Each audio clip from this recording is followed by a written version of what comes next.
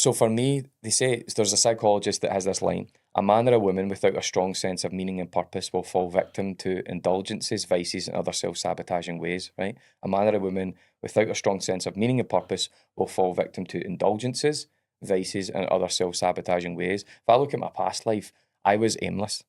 I Yeah. was aimlessly navigating my way through life. I didn't have a plan for my life, didn't have a vision. And when I got there, I didn't recognise it because I didn't plan to be there in the first place. I didn't have, if I knew what a vision board was, or goals were when I was 12, 13, 14, I wouldn't have picked facing 2 years in jail, 2 overdoses, all these crappy things that happened to me. But I didn't have a plan for my life. I didn't understand that concept. I wasn't aware of that concept. So I ended up somewhere and I didn't like it, when I got there. Do you not think it's funny when you get life and it knocks you into it knocks you into the place that you don't know why you're there, and you think, what am I doing here?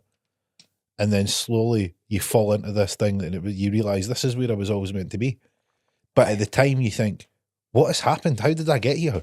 Right. Isn't that a crazy thing that we experience? I think, like, there's a lot of knowledge and information out there that would enable people to. I think a lot of people are stuck at that +3 zone, and if they could truly understand even just that segment that we were talking about there, I guess, on happiness, raw sense pleasures versus your highest strengths, knowing what they are. Like, your high strengths are what you've been born with, combined with what you've been exposed to and experienced. And usually your high strength is so hard to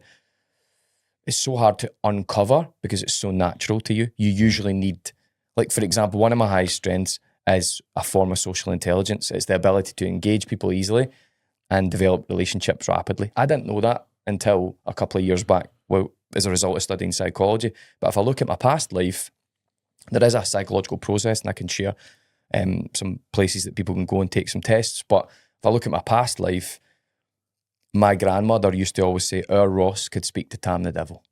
And that's always been a thing for me. And it's not effortful, it's effortless. And your strengths are not like habits. They're not habits. Habits are, you build them through effort. Your strengths can be nourished. You can put yourself in favourable conditions to be advantaged as a result of them, but they're effortful. Like when I'm in Morrison's and I bump into somebody, let's say we'd never met the way we met and I bumped into you in Morrison's, usually within 15 to 30 seconds, I'm on first name terms with you. I know your kids' names, I know what you do for a living. We might even have exchanged WhatsApps or LinkedIn details or Instagram accounts or something like that. But that happens not effortfully, it happens effortlessly. I didn't realise that was one of my highest strengths growing up or until I was an adult, because I worked through this psychological process, this sort of sequential process. And now, like, if you think about it, if you don't know your strengths, that means you're forever operating for the weakest parts of yourself. So it's an element of self-awareness. And there's a positive psychologist called Martin Seligman. He's the founding father of positive psychology, which is a form of psychology for the last 300 years has been focused on the disease model. How can we take people from a -10, a -5, a -3 back to baseline to feel that they're part of society again and they're free from psychological malady? But positive psychology, a form of psychology, says, hold my beer. I'm tasking myself with the mission of what's beyond baseline, +3, +9, +99, human fulfillment and flourishing. And he, there's fascinating research, PERMA models, so on and so forth, but he talks about strengths, and there's a signature strengths test.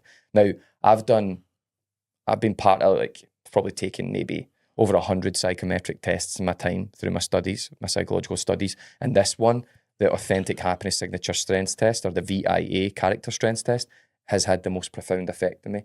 VIA stands for Virtues in Action. And basically you get a summation of 24 character strengths. You take the test, and then you need to think, okay, it'll spit you out, say, 4 or 5 signature strengths. So for me, it's, say, top 1, social intelligence. Then you need to start thinking, do I, when I'm in a flow state, was I operating from one of my signature strengths here? If I look back at my past, did this person or that person look for evidence almost, It's a fascinating, you should try it, Gio. It's a fascinating experiment. I'm going to give it a go. It's really, really So good. what, do you just go online to do it? You can go on to AuthenticHappiness.org, and they have a pull down. There's a few pull downs actually. And you go to the surveys, and it'll say something like VIA Signature Strengths Test or Character Strengths Test, I think it is. I've done Jordan Peterson's test, and there was no grey area. I was either the like 99th percentile or right at the other end. So it was really binary what you it were. was I like- it don't was know like the test. I 1 don't know and what 0. the context is. And I had really weird contradictions. They sort of worked, but it was that whole you know, I would need to pull up the test, because I actually said to my wife, I think this test's a lot of shite. And I showed her the thing. She's like, it's absolutely on the money. But it's amazing how But you need other people yeah, in that process, uncovering your virtues in action, your core genius, if you will. And everybody has them, by the way, and you can't have mine and I can't have yours. And it's about how do you justify and rationalize that?